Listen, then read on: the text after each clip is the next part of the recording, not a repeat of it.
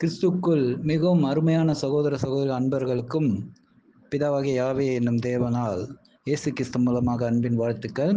இன்னைக்கு நாம பார்க்க இருக்கும் பாடத்தின் தலைப்பு ஜெபம். இப்போ ஜெபம் என்றது நிறைய பேர் இன்னைக்கு செய்கிறாங்க. ஆனால் அதனுடைய முழுமையான புரிதல் என்ன? ஏன்னா இன்னைக்கு கடவுள்கிட்ட நாம பேசுறத கேட்குற ஒரே வழி, இன்னைக்கு நாம பேசுறதெல்லாம் மற்றவங்க கேட்கறதுக்கு நிறைய கருவிகள் இருக்கு இல்லைங்களா? அது சொல்ல வேண்டிய அவசியம் இல்லை, உங்களுக்கே தெரியும். ஆனால் கடவுள்கிட்ட நாம பேசுறது ஒரே ஒரு வழிமுறை என்னன்னு கேட்டிங்கன்னா ஜெபம். அப்போ தேவனோடு நல்ல உறவை வளர்த்து கொள்ளத்துக்கு தான் ஜெபம். நம்முடைய தேவைகளை மாத்திரம் பூர்த்தி செய்வதற்காகவோ மற்றும் அற்புதங்களுக்காகவோ மற்றும் நம்முடைய தேவைகளுக்காகவோ மட்டும் ஜெபம் கிடையாது. ஒரு நல்ல வணக்கத்தை பிரதிபலித்து அவரை போற்றி மகிமைப்படுத்துவதற்கும் இந்த ஜெபம் மிக அவசியமாக இருக்கு. அதே நேரத்தில் நாம பேசுறதை அவர் கேட்கறதுக்கு ஒரே வழி ஜெபம் என்றால், அவர் பேசுறதை நாம் எப்படி கேட்பது? இந்த கான்வர்சேஷன்ஸ் ஒருத்தர் பேசுறத இன்னொருத்தர் கேட்கறது, இன்னொருத்தர் பேசுறத நாம, அதோடைய கான்வர்சேஷன்ஸ். அப்போ நாம பேசுறத அவர் கேட்கிறாரு, அவர் பேசுறத நாம எப்படி கேட்கறது? அவருடைய வார்த்தையாக பைபிள் மூலியமா. அப்போ நம்ம ஜெபம் பண்ணிக்கிட்டே இருந்து பைபிளை படிக்கலைன்னா, அப்போ அவர் பேசுகிற அதில் சொல்லியிருக்கிற ஆலோசனை நம்ம கடைபிடிக்கலைன்னா, அப்போ நம்ம பண்ற ஜெபம் அவருக்கு எப்படி இருக்கும்னா அருவருப்பாக இருக்குமா. ஒன்னில நம்ம ஒருத்தர் சொல்றத அவர் பாட்டு பேசிட்டே இருக்காரு, நாம சொல்றத காதுல வாங்காம சொல்லிட்டு இருக்காருன்னா அவரை நம்ம என்ன நினைப்போம்? பைத்தியக்கார லூசு அப்படின்லாம் நமக்கு ஒரு கொஞ்சம் கோபம் வருது இல்லைங்களா? இப்போ மனிதர்களாகிய நாமளே அந்த மாதிரி தொடர்ந்து பேசுறவங்கள அப்படி நினைக்கும் போது, அப்போ பைபிள் அடிப்படையில அந்த ஜெபங்கள் எப்படி இருப்பணும் அப்படின்றதுல ரொம்ப அவசியம் இல்லையா? நாம் இன்றைக்கு காணப்போகும் இந்த ஜெபத்தின் தலைப்பு, தற்காலத்தில் கிறிஸ்துவர்களின் கடமையாக கருதப்படுவது ஜெபம் ஆகும். ஆகவே தான் கிறிஸ்துவர்கள் ஜெபத்திற்கு நிறைய நேரம் ஒதுக்குகிறார்கள். ஜெபம் என்பது தேவனோடு நாம் தொடர்பு கொள்ளும் ஒரு மிக சிறந்த வழிமுறையாகும், மெத்தட் என கூட சொல்லலாம். எனவே அதற்கு வேதம் சில வரைமுறைகளை வைத்திருக்கும் இல்லையா? வேதம் காட்டும் ஜெபத்தின் வரைமுறைகள் தான் என்ன? வேதம் காட்டும் வரைமுறைகளுக்குள் நாம் ஜெபம் அடங்கியிருக்கிறதா இல்லையா என்று பார்ப்போம். எப்படி ஜெபம் செய்யக்கூடாது, எப்படி ஜெபம் செய்யக்கூடாது என்று நம் ஆண்டவராகிய இயேசு கிறிஸ்துவிடம் கேட்போமாகில் வாசிக்கலாம். மத்தேயு 6:5-8.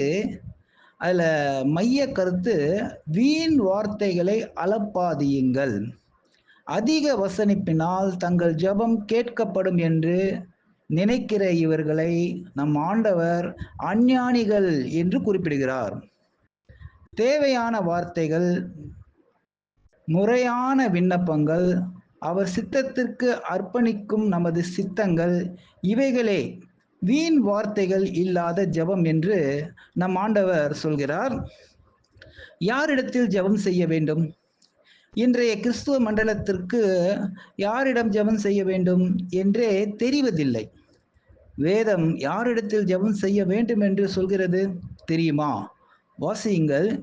யோவான் 15:16 நம் ஆண்டவர் சொல்கிறார், மைய கருத்து, பிதாவை கேட்டுக்கொள்வது எதுவோ, யோவான் 16:23 அதை அவர் உங்களுக்கு தருவார். யோவான் 11:22 தேவனிடத்தில் கேட்டுக்கொள்கிறது எதுவோ, ஆம், நம் பிதாவை நோக்கித்தான் ஜெபம் செய்ய வேண்டும். நம் ஆண்டவராகிய இயேசு கிறிஸ்து யாரிடம் ஜெபம் செய்தார்?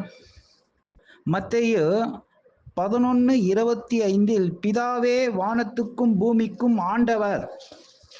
யோவான் 17 அதிகாரம் முழுவதிலும், மேலும் மத்தேயு 27:46 என் தேவனே, என் தேவனே, ஏன் என்னை கைவிட்டீர்?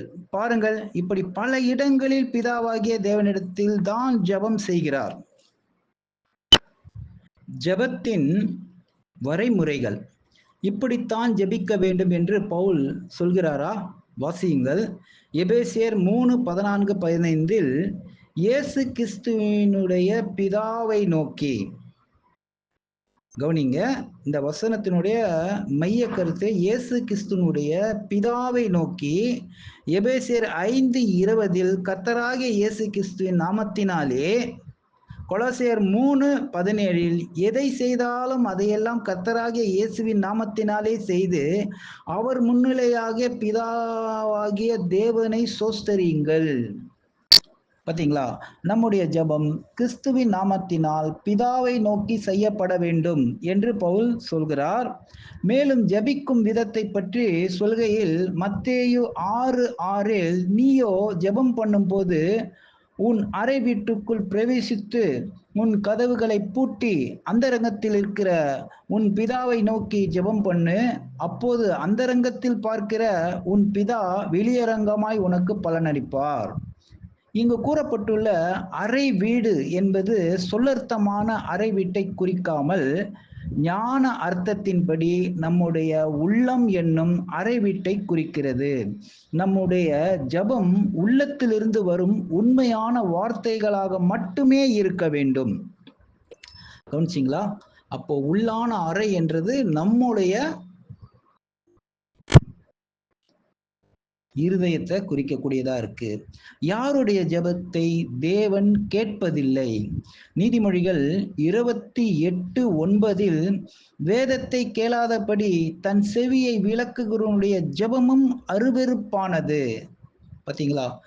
எவ்வளவு அருமையாக வேதம் சொல்கிறது. வேதத்தை என்றால் தேவனுடைய திட்டத்தை தெரிந்து கொள்ள இஷ்டமில்லாத மக்கள் செய்யும் ஜெபம் அருவெருப்பானது. அதெல்லாம் விடுங்க. வேதத்துல கடவுள் என்ன திட்டம் வச்சிருக்காருன்றதெல்லாம் வேண்டாம். எனக்கு ஆசீர்வாதம் என்ன? நான் என்ன செஞ்சா எனக்கு ஆசீர்வாதம் கிடைக்கும்? கடவுள் ஏன் என்னை இப்படி வச்சிருக்காரு? அப்போ ஏன் இப்படி இருக்கு? ஏன் அவங்க இப்படி இருக்காங்க? எனக்கு ஏன் இப்படி இருக்கு? இதுக்கு பதில் சொல்ல. இப்படியே நம்ம சில பேர் கேட்கறத நம்ம கவனிச்சிருக்கிறோம் பார்த்தீங்களா? அப்போ அருமையா வேதம் சொல்ற மாதிரி தேவ திட்டத்தை தெரிந்து கொள்ள இஷ்டமில்லாத மக்கள் செய்யும் ஜெபம் அருவெருப்பானது இல்லையா? அப்போ கடவுளுக்கு விருப்பமான இன்றைய கிறிஸ்துவர்களில் எத்தனை பேருக்கு வேதத்தின் அதன் காரியங்களோடு, அதாவது விஷயங்களோடு ஈடுபாடு இருக்கிறது? எத்தனை பேருக்கு தேவனுடைய திட்டம் தெரிகிறது? இந்த கேள்விகளுக்கு பெரும்பாலும் இல்லை என்றே பதில் வரும். ஆம், அவர்களில் ஜெபம் தேவனின் பார்வையில் அருவருப்பானது. எரேமியா 44:23 இந்த வசனம் உள்ளது. யாருடைய ஜெபத்தை தேவன் கேட்கிறார்? நீதிமொழிகள் 15:29 நீதிமான்களின் ஜெபத்தையோ கேட்கிறார். சரி, யார் நீதிமான்கள்? வாசியுங்கள். யோவான் 9:31 ஒருவன் தேவபக்தி உள்ளவனாய் இருந்து அவருக்கு சித்தமானதை செய்தால் அவனுக்கு அவர் செவி கொடுப்பார். இப்போ தேவபக்தி உள்ளவரா இருக்கணும். அவருக்கு சித்தமானதை செஞ்சாதான் செவி கொடுப்பார். அப்போ நம்ம நினைச்சிட்டு இருக்கிறோம் நம்ம ஜெபத்தை இயேசு கிறிஸ்து மூலமா கேட்டாக்க இயேசு கிறிஸ்து கேட்டாலே கடவுள் கேட்ட மாதிரி நினைச்சுக்கிறோம். ஆனா இந்த ஜெபத்தை இயேசு கிறிஸ்து மூலியமா கடவுள் தான் கேட்கிறாரு. அப்போ இயேசு கிறிஸ்து மூலியமா நீங்க கேட்கலன்னா கடவுள் அதை அங்கீகரிக்க மாட்டாரு. இயேசு கிறிஸ்து மூலியமா கடவுளையும் இயேசு சொன்ன முறைமையின்படியும் அந்த ஜெபம் தெளிவா முறையா சரியா இருந்ததுன்னா நிச்சயமா அதுக்கு பலன் உண்டு. அவருக்கு சித்தமானது என்ன என்றதான் இப்ப நம்ம முதல்ல தெரிஞ்சுக்கணும். ரோமர் 12:1-2 தன்னையே ஜீவபலியாக ஒப்பு கொடுப்பவர்கள் தான் நீதிமான்கள் என்று வேதம் சொல்கிறது. இன்னொரு தடவை கவனிங்க. தன்னையே ஜீவபலியாக ஒப்பு கொடுப்பவர்கள் தான் நீதிமான்கள் என்று வேதம் சொல்கிறது. அப்போ என்னது அது ஜீவபலி? மேலும் சங்கீதம் 34:17 நீதிமொழிகள் சொல்லப்படும் போது கர்த்தர் கேட்டு, அதாவது நீதிமான்கள் சொல்லப்படும் அதாவது அந்த வார்த்தைகளை கேட்டு, சங்கீதம் 34:15 கர்த்தருடைய கண்கள் நீதிமான்கள் மேல் நோக்கமாய் இருக்கிறது, அவருடைய செவிகள் அவர்கள் கூப்பிடுதலுக்கு திறந்திருக்கிறது. அப்போ அந்த நீதிமான்கள்னாக்கா என்ன நம்ம தெரிஞ்சுக்கணும்னு கேட்டீங்கன்னாக்கா, ஏன்னா வேதவசனம் என்ன சொல்றது, அதீத நீதிமானா கூட இருக்காத, உன்னை ஏன் கெடுத்துக்கணும், அதீத அயோக்கியனாவும் இருக்காத, உன்னை ஏன் கெடுத்துக்கணும் அப்படின்னு சொல்லப்பட்டிருக்கு. அப்ப என்னதான் செய்யணும்? ஒரு தியாக மனப்பான்மை உள்ளவங்களா இருக்கணும்ன்றது இல்ல, நல்ல பண்பாளர்களா இருக்கணும், அதே நேரத்துல அன்புள்ளவர்களா இருக்கணும், கடவுள் எதிர்பார்க்கிற பக்தி வைராக்கியத்தை கொண்டவர்களா இருக்கணும். அதாவது கிறிஸ்து இருக்கக்கூடிய இடத்துக்கு அந்த நிலையில உயர்த்துற மாதிரி சொல்ல மாட்டோம். ஸோ அது மாதிரி ஒரு பவனை, அது மாதிரி ஒரு இது பண்ணும்போது அதுதான் அதீத நீதிமான். புரியுதுங்களா? ஸோ அது மாதிரி இல்லாம அப்போ சமநிலை காத்துக்கொள்வது இல்லைங்களா? அந்த சமநிலை தான் நீதிமான் சொல்லப்பட்டிருக்கு. இன்னைக்கு நம்ம தியாகியா கூட வாழ்ந்துடலாம், அயோக்கியனா ரொம்ப ஈஸியா இருக்கலாம். ஆனா சமநிலையா பேலன்ஸ் பண்றது தான் இப்போ இருக்கிற ஒரு கட்டத்துல, அது எளிமையா இருந்தா கூட அது சவாலா இருக்கு இல்லையா? சரி, அதுதான் வேதம் வலியுறுத்துது. அவருக்கு சித்தமானது என்ன? ரோமர் 12:1-2 தன்னையே ஜீவ பலி அப்படின்றத நம்ம பார்த்தோம். அப்போ ஜெபத்தில் எதை கேட்க வேண்டும்?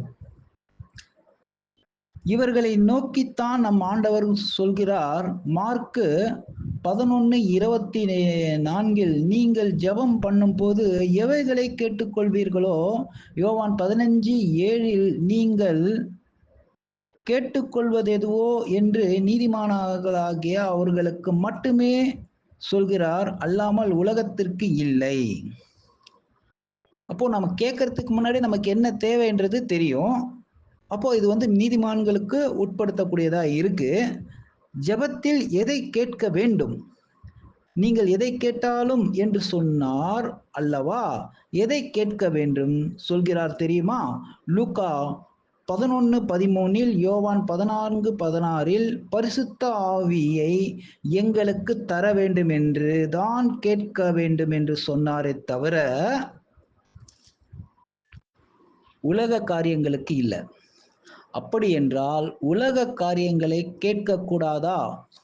வாசியுங்கள், லூக்கா 12:16 சேர்த்து வைக்கிறவன் பற்றிய உவமை. 12:22-28 முழுவதும் நீங்க ஓய்வான நேரத்துல வாசிங்க. லூக்கா 12:29 நீங்கள் கேளாமலும் சந்தேகப்படாமலும் இருங்கள். அப்போ கேட்கிற விஷயத்துல நமக்கு என்ன தேவைன்றது அவர் தெரியும். ஆனா அதை திரும்ப திரும்ப சொல்லாம இருக்கிறது. அதே நேரத்துல சந்தேகம், இது நிறைவேறிடுமோ, இது நமக்கு கிடைச்சிடுமோ என்ற சந்தேகம் இருக்கக்கூடாது. லூக்கா 12:30 இவைகளை எல்லாம் உலகத்தார் நாடி தேடுகிறார்கள். மேலும் யோவான் 5 யோவான் 5:14-15 அவருடைய சித்தத்தின்படி கேட்டால் நாம் கேட்டவைகளை பெற்றுக்கொண்டோம் என்று அறிந்திருக்கிறோம். பிதாவின் சித்தத்தின்படி கேட்பதே மிகவும் முக்கியமான காரியம். எப்படி ஜெபம் பண்ண வேண்டும்? இப்போ நம்ம அந்த விஷயத்துக்கு வரலாம்.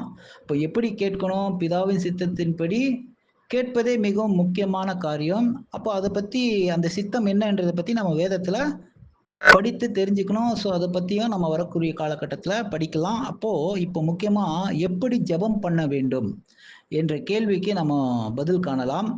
நிறைய பேர் இன்றைக்கு நீண்ட ஜெபம் செய்கிறாங்க.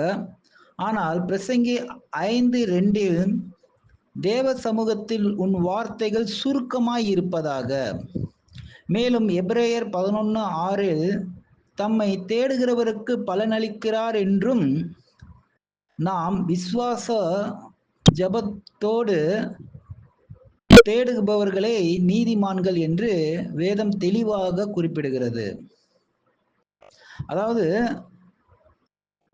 அந்த விசுவாசத்தோடு கேட்டு பெற்றுக்கொள்வோம் என்ற அந்த நம்பிக்கை உறுதியோடு தேடுபவர்களுக்கு நீதிமான்கள் என்று வேதம் தெளிவாக சொல்வது, அவர்களின் வேண்டுதல்களை விரும்பித்தான் அவர் செவி கொடுக்கிறார். அப்போ 1 பேதுரு 3:12 1 பேதுரு 3:12 1 பேதுரு 3:12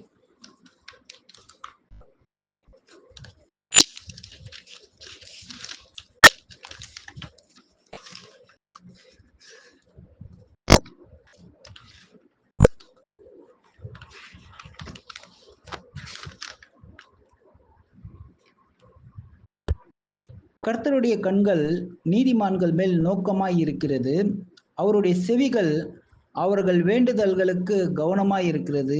தீமை செய்கிறவர்களுக்கோ கர்த்தருடைய முகம் விரோதமாய் இருக்கிறது. எல்லாவற்றையும் தருகிறாரா? பிலிப்பியர் 4:6-7 நீங்கள் ஒன்றுக்கும் கவலைப்படாமல் தேவனுக்கு தெரியப்படுத்துங்கள், எல்லாம் புதிதாகும் மேலான தேவ சமாதானம். பாருங்க, எல்லாவற்றையும் அவர் தருவதில்லை, அவருடைய சமாதானத்தை மேலாக நமக்கு தந்து கிறிஸ்துக்குள்ளாக நம்முடைய சிந்தையை காத்து கொள்ளும்படி செய்கிறார். அப்போ இந்த உலகத்துல நமக்கு எது தேவை, எது தேவையில்லை, வீணான விஷயங்கள் எது அப்படின்றத நம்ம குழந்தைங்களுக்கு தெரியாது, ஆனா நமக்கு தெரியும். ஆனா அந்த குழந்தைங்கள் தேவையில்லாதது, வீணா போற பொருளுக்கு ஆசைப்படுறாங்கன்றதுக்காக நம்ம வாங்கி கொடுத்துருவோமா? ஸோ இருக்கப்பட்டவங்க ஆசைப்படுறான், சரி ஓகே பரவாயில்ல, ஸோ பணம் இருக்கு. பட் அது பொறுப்பாக கையாளக்கூடிய கஷ்டப்படுற குடும்பத்தினர் அதை வந்து வீணாக்கக்கூடாது அப்படின்ற நோக்கத்தோடு தான். அப்போது மற்றவங்களுடைய விஷயத்தில் கவனமாக சமநிலையாக இருக்கிறவங்க ஒரு தகப்பன் மாதிரியே கடவுள் கூட நமக்கு எது சரியானது நல்லது அப்படின்றது இந்த உலகத்தில் சார்ந்து நம்ம எல்லா கேட்டாலும் அவர் கொடுக்கறது இல்லை, நமக்கு தேவையானது தான் கொடுக்குறார். நமக்கு வந்து எதிர்காலத்தில் தரப்போறார், மிகப்பெரிய ஆசீர்வாதம் வச்சிருக்கார். இப்போ நமக்கு சில கேரண்டியான விஷயங்கள் சொல்றாரு. இப்படிப்பட்ட ஜெபத்தை கேட்கிறாரே தவிர வேறு மாதிரியான நீண்ட ஜெபங்களை, அர்த்தமில்லாத வார்த்தைகளை கொண்ட ஜெபங்களை அவர் கேட்பதில்லை. ஏசாயா 1:13-15 ஜெபம் பண்ண வேண்டிய விதமாவது என்ன? நம் ஆண்டவராகிய இயேசு கிறிஸ்து சீஷர்களுக்கு சொல்லி கொடுத்த ஜெபம் பரமண்டலங்களில் இருக்கிற ஜெபம்தான். நீங்கள் பண்ண வேண்டிய ஜெபம் இதுதான் என்று சொல்லாமல் பண்ண வேண்டிய விதமாவது என்று தான் சொன்னார். அதாவது அதையே திரும்ப திரும்ப பண்றதை அர்த்தப்படுத்தல, அதை இந்த மெத்தட்ல இது அதோட சூழ்நிலைக்கு ஏற்ற மாதிரி பண்ணணும். அதான் பரமண்டலங்களில் இருக்கிற எங்கள் பிதாவே, உங்கள் நாமம் பரிசுத்தப்படுவதாக, உங்கள் ராஜ்யம் வருவதாக, உங்கள் சித்தம் பரலோகத்தில் செய்யப்படுவது போல பூமியிலும் செய்யப்படுவதாக. இது வந்து மனப்பாடமா சொல்லி, ஆனா இது வந்து அந்த மாதிரி ஒரு சூழ்நிலைக்கு ஏற்ற மாதிரி வார்த்தைகளை வித்தியாசப்படுத்தி ஜெபம் பண்ணணும் அப்படின்றதான் ஒரு மாதிரியை வச்சார். நம்ம உம்முடைய நாமம் பரிசுத்தப்படுவதாக, இந்த வார்த்தைக்கு என்ன அர்த்தம்? இப்போ நம்ம இதை வந்து வரி வரியா மனப்பாடமா சொல்லிடுவோம். ஆனா உம்முடைய நாமம் பரிசுத்தப்படுவதாக அப்படின்னாக்கா இப்போ அவருடைய நாமம் பரிசுத்தம் இல்லையா? இந்த வார்த்தைக்கு என்ன அர்த்தம்? பிதாவின் நாமம் எவ்வளவு பரிசுத்தமானது. இப்படி இருக்க பரிசுத்தப்படுவதாக என்று ஜெபிக்க வேண்டிய அவசியம் என்ன? அவர் நாமத்தை பரிசுத்தப்படுத்துவது என்றால் எப்படி பரிசுத்தப்படுத்துவது? அவருடைய நாமத்தை வார்த்தைகளில் அல்ல, நம் வாழ்க்கையால் பரிசுத்தமாக்க வேண்டும். எப்படி?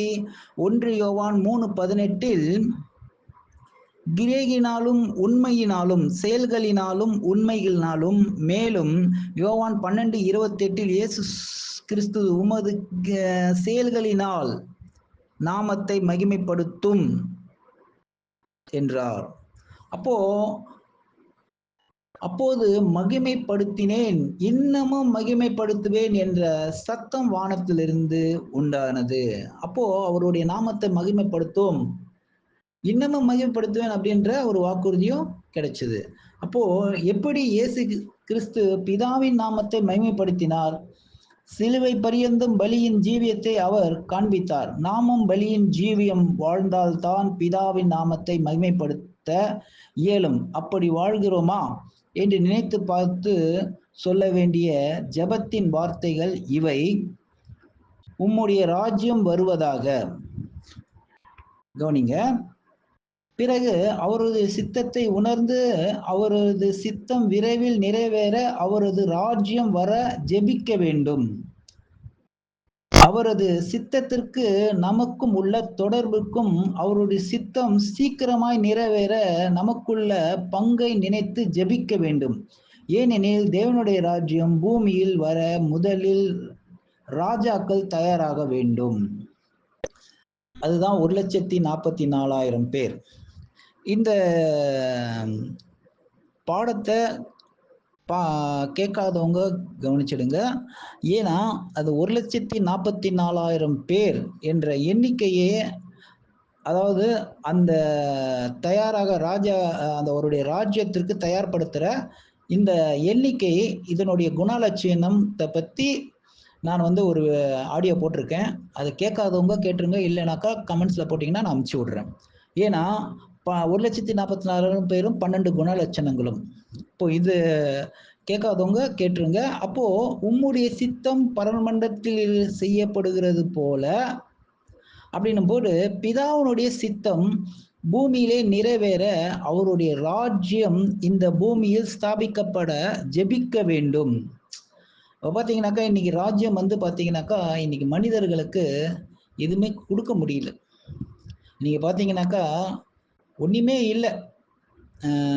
ஒரு நல்ல எதிர்கால திட்டங்கள் கிடையாது.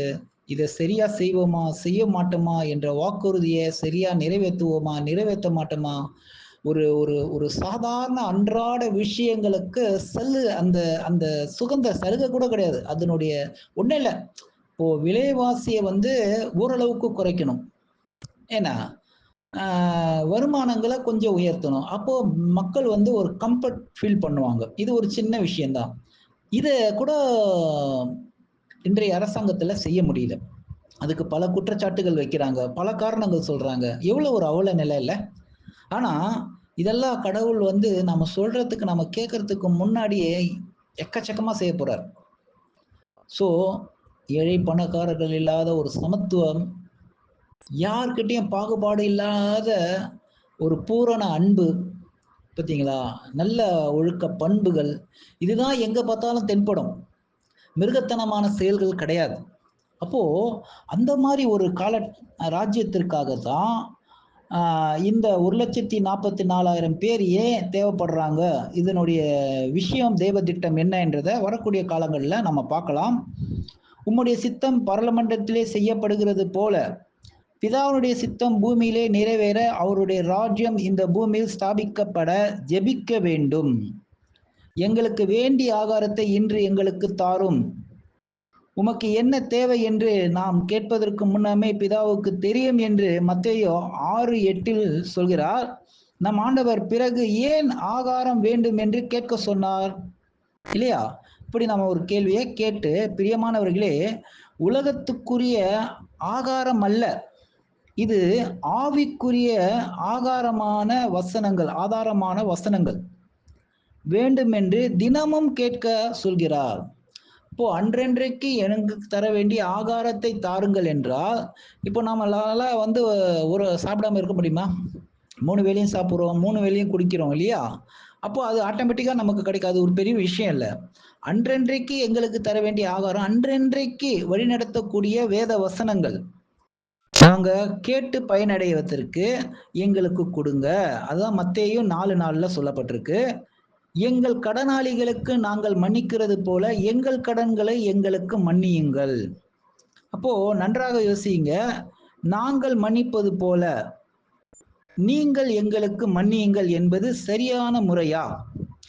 தேவனை விட பெரியவர்கள் போல் இருக்கிறது அல்லவா இந்த வார்த்தை. இதன் உள்ளார்ந்த அர்த்தம் என்ன?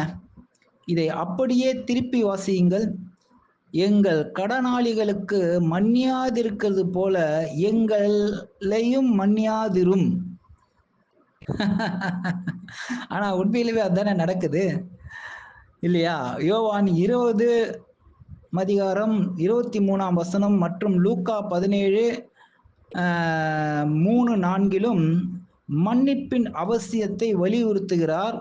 நம் பிறரை மன்னித்தால் தான் தேவனிடமிருந்து மன்னிப்பை பெற முடியும் என்ற நினைப்போடு சொல்லப்பட வேண்டிய வாக்கியம் இது. இப்போ மத்தேயு 6:14-15 உங்கள் பிதா உங்கள் தப்பிதங்களை மன்னியாதிருப்பார். இப்போ என்ன சொல்லப்பட்டிருக்குனாக்கா, அவர் ஒரு உவமை கூட சொல்லியிருப்பார். ஸோ நான் உங்களுக்கு ஞாபகப்படுத்துறேன். அப்போ அந்த ஒரு பெரிய ஒரு ராஜா கிட்ட ஒருத்தர் வந்து ஒரு 10,000 தினாரி வாங்கியிருக்கிறார். ஸோ வாங்கி அதை பிஸ்னஸ் பண்ணி அதை வட்டியும் கட்டலை, அசலும் கட்டலை, ஒரு குறிப்பிட்ட வருஷம் போயிடுச்சு. ஸோ அந்த அவரை கூப்பிட்டு, என்னப்பா உன்னுடைய கணக்கு வழக்கெல்லாம் பார்த்தாக்கா ரொம்ப வட்டி ஏறி போய் கிடக்குது, நீ சரியில்லை, இல்லைன்னா எல்லா பேமெண்ட்டையும் செட்டில் பண்ணு, இல்லைனாக்கா உங்கள் வீட்டில் இருக்கிறவங்க நீ எல்லாரும் அடிமையாக மாறிடுங்க அப்படின்னு சொல்லும் போது, அப்போ ராஜா காலில் விழுந்து அவன் கெஞ்சுறான், தயவுசெய்து கொஞ்சம் பொறுத்துங்க, நான் திருப்பி கொடுத்துட்றேன், வட்டியை முதலமா கொடுத்துட்றேன், எனக்கு கொஞ்சம் அவகாசம் கொடுங்க. அவன் கெஞ்சற விதத்தை பார்த்த உடனே அவனுடைய கஷ்டமான அந்த பரிதாபமான நிலைய, ஏன்னா ராஜா இல்லையா, ஏன்னா வட்டிக்காரக்காரனாக்கா நீ எப்போ தருவ, எழுதி கொடு அப்படின்லாம் உத்தரவாதம்லாம் கேட்பாங்க. அவர் ராஜா இல்லையா, அவர் வந்து பார்த்தாரு. ஏன்னா எல்லா அதிகாரமும் இருக்கு. அந்த காலகட்டத்திலலாம் திடீர்னு அவங்களுக்கு மனசு மாறிடுச்சுனாக்கா எல்லாம் மன்னிச்சிடுவாங்க. அது மாதிரி மன்னிச்சிட்டார். போ, நீ தர வேண்டாம், போ, நீ தன்மையா மென்மையா, ஏன்னா பேசுறது எவ்வளவு முக்கியம் அப்படின்றது தான் நம்ம முன்னோர்கள்லாம் சொல்லியிருக்காங்க. இதெல்லாம் சில அனுபவங்கள் இருக்கு. அதனாலதான் தன்மையா மென்மையா நாம எப்பவுமே பேசணும். அதான் யார் என்னன்றது நமக்கு தெரியாது இல்லையா? ஸோ அது மாதிரி சொன்ன உடனே இவன் என்ன பண்ணியிருக்கான், இவனுடைய தேவைக்கு அவன் ஒரு 100 தினாரி கொடுத்துருக்கான் யார்கிட்டயோ. அவன் வழியில பார்த்த உடனே நீ வச்சே ஆகணும் அப்படின்னு சொல்லிட்டு அவன் கழுத்தை பிடிச்சிருக்க. இதை காவலாளிகள் கவனிச்சு போய் ராஜா கிட்ட சொல்லிடுறாங்க. அப்போ ராஜா வந்து என்ன பண்றாரு, கூப்பிடுறாரு. அப்போ நான் உனக்கு 10,000, 100 எங்க இருக்கு, 10,000 எங்க இருக்கு, மன்னிச்சேன். ஆனா அதே மாதிரி நீ 100 வாங்கினவனுக்கு அவன் திருப்பி தர வரைக்கும் அவகாசம் கொடுக்காம அவன் கழுத்தை நெருக்கிறியே, அவங்ககிட்ட இருக்கிற வீடு இதுவெல்லாம் வந்து பறிமுதல் செய்றியே, இது சரியில்லை. அப்போனாக்கா நீ அவகிட்ட அவ்வளவு கராரா வாங்கினாக்கா எனக்கு கொடுக்கறதும் கராரா கொடுத்தாகணும் அப்படின்னு சொல்லிட்டு அவருடைய மன்னிப்பு, அதாவது அந்த 10,000 தினாரிய மன்னிச்சதை ரத்து பண்ணிடுறாரு. அப்போ இந்த கதை, இந்த உவமைகள்லாம் எதுக்காக சொல்லப்பட்டிருக்குனாக்கா, அந்த பணக்காரர் மாதிரி நம்ம கடவுள் நாம மற்றவங்களை மன்னிச்சாதான் நம்ம தப்பிதங்களை அவர் மன்னிப்பாரு. அப்போ நாம மற்றவங்க அந்த 100 மாதிரி இருக்கிற நாம அந்த 50 மாதிரி இருக்கிற அந்த நண்பர்களுக்கோ சகோதரர்களுக்கோ தெரிஞ்சவங்களுக்கோ அதை நம்ம செய்யலைனாக்கா, அப்போ கடவுள் நம்ம எவ்வளோ தப்பு செஞ்சிருக்கிறோம், தெரியாம எவ்வளவு செஞ்சிருக்கோம், தெரிஞ்சு எவ்வளவு செஞ்சிருக்கோம், நம்ம மறுபடியும் கிறிஸ்து மூலமா மன்னிப்பு கேட்கும்போது நம்ம அதை பெற்றுக்கொள்கிறோம் இல்லையா? அப்போ மற்றவங்களே மன்னிக்கிற அவசியத்தை தான் இந்த வசனம் சொல்லுது. அடுத்தது, சோதனைக்கு உட்பட பண்ணாமல் தீமை நின்று எங்களை ரட்சித்துக் கொள்ளும். இங்கு சோதனைக்கு உட்பட பண்ணாமல் என்ற வார்த்தையானது சரியான மொழி பெயர்க்கப்படாமலே ஆனாலும் சோதனையிலே விட்டு விடாமல் என்று வரும். இப்போ அந்த மொழிபெயர்ப்புல சின்ன சின்ன மிஸ்டேக்ஸ். அப்போ சோதனைக்கு உட்படாமல் என்னும் போது சோதனையிலே விட்டு விடாமல் என்று வரும். அப்போ யாக்கோபு 1:2-12 சோதனையை சகிக்கிற மனுஷன் பாக்கியவான். 1 பேதுரு 4:12 உங்கள் நடுவில் பற்றி எரிகிற அக்னியை குறித்து. 1 பேதுரு 1:6 பலவிதமான சோதனைகளாலே துக்கப்படுகிறீர்கள். சோதனைகள் நமக்கு கண்டிப்பாக உண்டு. அச்சோதனைகளிலிருந்து நாம் மீண்டு வர தேவனின் இரக்கம் நமக்கு தேவைப்படுகிறது. அதான் எபிரேயர் 4:16 இதை பற்றி சொல்லப்பட்டிருக்கு. எபிரேயர் 4:16 வாசிக்கலாம். ஒரு முக்கியமான வசனங்களை தான் நான் எடுத்து வாசிக்கிறேன். ஏன்னா அதுல வந்து மைய கருத்துக்கள் வசனத்தை வந்து நிறைய நான் எழுத முடியாதுன்றதுனால மைய கருத்து வார்த்தை வசனங்களை தான் எழுதி உங்களுக்கு நான் அதை எக்ஸ்பிளனேஷன் பண்றேன். முக்கியமான வசனங்கள் வரும்போது அதை நான் எடுத்து உங்களுக்கு அதை வாசிக்கிறேன். எபிரேயர் 4:16 ஆதலால் நாம் இரக்கத்தை பெறவும் ஏற்ற சமயத்தில் சகாயம் செய்யவும் கிருபையை அடையவும் தைரியமாய் கிருபாசனத்தண்டையிலே சேர கடவோம். அப்போ நாம வந்து கிருபை அடையணும், கிருபையா சகாயம் செய்யணும். அப்போ ஒருத்தருக்கு ஒருத்தர் உதவி செய்யும் போது நிச்சயமாகவே அதனுடைய பலனை நாம பெற்றுக்கொள்வோம் அப்படின்றதுதான் இதனுடைய வலியுறுத்தல். அப்போ தீமையிலிருந்து சோதனையிலிருந்து பார்த்துட்டோம். இப்போ தீமையிலிருந்து இங்கு தீமை என்பது நம்முடைய சொந்த பலவீனங்களை, இச்சைகளை குறிக்கிறது. 1 யோவான் 2:16 சொல்லியிருக்கிறபடி, மாம்சத்தின் இச்சை, கண்களின் இச்சை, ஜீவனத்தின் பெருமை இவைகள்தான் நம்முடைய மிகப்பெரிய பலவீனங்கள். மத்தேயு 26:41 மாம்சமோ பலவீனம் உள்ளது, இவற்றிலிருந்து நம்மை தேவன் தப்புவிக்க வேண்டும் என்று தயவாக கேட்க வேண்டியது அவசியமாக சொல்லப்படுகிறது. அப்போ என்ன ஒரு முடிவுனாக்கா, இந்த மாம்சத்துல தான் நமக்கு நிறைய பலவீனங்கள். இந்த மாம்சத்துல இருந்து தான் பொறாமை, போட்டி, கோபம், காம குரோதங்கள் இல்லைங்களா, வன்மங்கள். அப்போ இந்த உணர்ச்சிகள் எல்லாமே இந்த மாம்சத்துல இருந்து தான் வருது. இந்த மாம்ச சிந்தையை கட்டுப்படுத்தி கடவுளுக்கு பிரியமா ஜெபத்தின் முடிவிலே கொலோசியர் 3:17 சொல்கிறபடி கர்த்தராகிய இயேசுவின் நாமத்தினாலே என்று ஜெபிக்க வேண்டும். அப்போ இயேசு கிறிஸ்து இந்த மாதிரி ஒரு சுபாவங்களுக்கு அவரு எப்பவுமே இல்லை. அவருடைய குணாதிசயங்களே அப்படியே கடவுளுடைய குணாதிசயத்தை அப்படியே வந்து பிரதிபலிச்சதுனால்தான் பிலாத்து கிட்ட கேட்கிறார், என்னை கண்டவன் பிதாவை கண்டான் அப்படின்னு சொல்லும்போது என்ன அர்த்தத்துல சொல்றாருனாக்கா, அந்த அளவுக்கு மனிதர்கள் மாதிரி உணர்ச்சி பாசப்படக்கூடியவர் கிடையாது. அவர் பிதாவை கிட்ட இருந்து கத்துக்கிட்டாரு. அந்த குணாதிசயம் அப்படியே காட்டுறதுனால்தான் நீ எப்படி பிதாவே காட்டுன்னு சொல்ற, அந்த குணாதிசயத்தை காட்டுறதுக்கு தானே நான் வந்திருக்கேன். என்னை கண்டவன் பிதாவை கண்டான். அந்த குணாதிசயம் இப்படிப்பட்டதுப்பா, இப்படிதான் இருக்கணும், இப்படிதான் வாழணும், இப்படிதான் நடந்துக்கணும். அதுக்கு மிகப்பெரிய பரிசு இருக்கு. அந்த பரிசை பெற்றுக்கொள்வதற்காகத்தான் நானே வந்திருக்கேன். அதன் மூலியமா உங்களுக்கு மீட்பும் கிடைக்க போகுது. அப்ப பாத்தீங்களா, நம்மளை எல்லாம் ஆட்சி செய்யக்கூடிய, பரலோகத்துக்கும் பூமிக்கும் அதிகாரம் பெறக்கூடிய அந்த ஒரு ஸ்லாக்கியம் அவருக்கு உண்டு. மேலும் எப்படி பிதாவாகிய யாவையால் என்றென்றுமே அவர் என்றும் நிலைத்திருக்கிறாரோ, அவருக்கு முடிவும் ஆரம்பமும் இல்லாதது போல் இவருக்கு ஆரம்பம் இருந்தாலும் முடிவு இல்லவே இல்லை. இனி இவர் ஒரு 3 நாளைக்கு 2 நாளைக்கெல்லாம் கூட மறிக்க முடியாது இனிமேட்டு. அப்படி ஒரு கிஃப்ட்.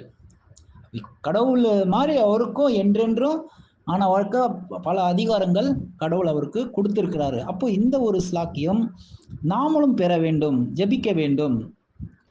ஏனெனில் யோவான் 15:5 என்னை அல்லாமல் உங்களால் ஒன்றும் செய்யக்கூடாது.